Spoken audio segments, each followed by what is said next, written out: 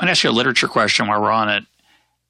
Through a lot of literature, through a lot of time, the play ends with death.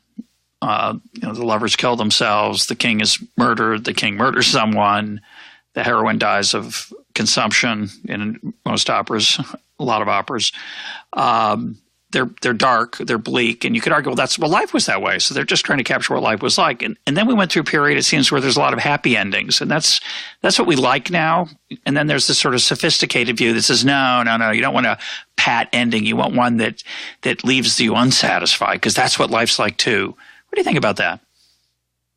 Well, I think there's utility in tragedy and comedy.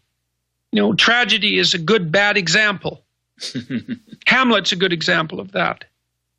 And then comedy doesn't have to be trite. I mean, what you want your life to be a comedy, right? In some sense, you want to be presented with a problem of substantial magnitude.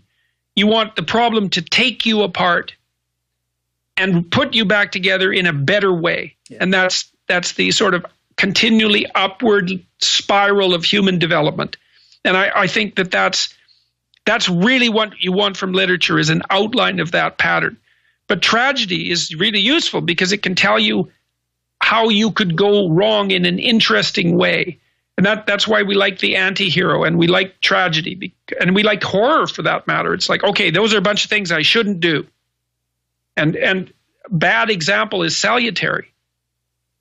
And some of it too is just a matter of awakening people. Like, if you're naive, you might like a trite comedy. And a trite comedy would be one where the ending is happy, but it's not realistic. There's no real problem, and nothing has been accomplished, and no transformation has occurred. And if you're naive, you might be living in a fool's paradise, but your boat's going to flip over in the first storm. And so to expose you to tragedy can undermine your naivety. You might say, well, that's cruel. It's like, no, it's no more cruel than helping a child grow up. So you need exposure to tragedy if you're naive, because it confronts you with the real problem, and then it can launch you on the real adventure.